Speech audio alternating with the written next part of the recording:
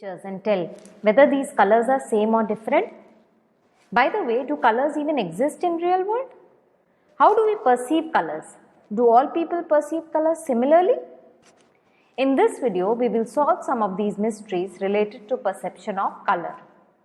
Across the entire range of visible electromagnetic spectrum, that is from 400 to 700 nanometer wavelength, we perceive a range of different colors. When the photons from this range of electromagnetic radiation stimulates cones and the subsequent signal reaches the brain. As such, there are no colors in the physical world. We have three different types of cones based on the wavelength which stimulates them. S cones or short wavelength cone, also known as blue cones, then M or middle wavelength cones, also known as green cones, and L or long wavelength cones, also known as red cones. So these cones respond to photons from a range of different wavelength of electromagnetic spectrum. This is possible because the G protein coupled receptor opsin in their photopigment differs in each of these cones. This makes them respond to photons from different wavelength. But how do we perceive so many varied colors by only three cones? Well, there are certain theories which discuss this. Important ones being Young-Helmholtz trichromatic theory and opponent process theory. First, let's see Young-Helmholtz theory. Have you heard about RGB model, which stands for red, green and blue model? This model is used for color generation digitally. In this model, we give different numbers to R, G and B and it produces a perception of different colors. Well, this RGB model uses this trichromatic theory of color vision. Fundamentally, it's the proportion of stimulation of different cones which leads to perception of different colors.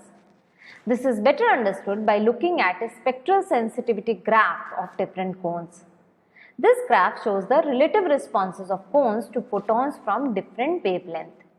Here, x-axis shows the wavelength of light in nanometers, while the y-axis shows the relative responses of the cones. See here, the S cones respond to shorter wavelength with peak response at 445 nanometers of wavelength, but there are lesser responses at other wavelengths also. Similar is the case with M and L cones. Peak response of M cones is at 535 nanometers, while that of L cones is 570 nanometers. But you see, there is quite an overlap between the spectral sensitivity graph of different cones. That means photons from a particular wavelength will elicit varied responses from different cones. So suppose a photon from 500 nanometer wavelength will excite S and L cones almost equally, while M cones will be stimulated more. So there is a pattern of response, which we can write like this. S is to M is to L cones responses, say here it is 30 here and it is 60 here. So it is 30 is to 60 is to 30, where the numbers represent the relative responses from the different cones. So each wavelength is eliciting a pattern of responses from cones. So because of this pattern of responses, we can differentiate a lot of colors just by the presence of three cones. This is known as trichromatic theory of color vision. Tri for three and chromatic is color, so this is for cones. And the people who have three different cones are known as trichromats. So now did you understand how RGB model works in computers? Basically, different numbers means they will stimulate S, M and L cones.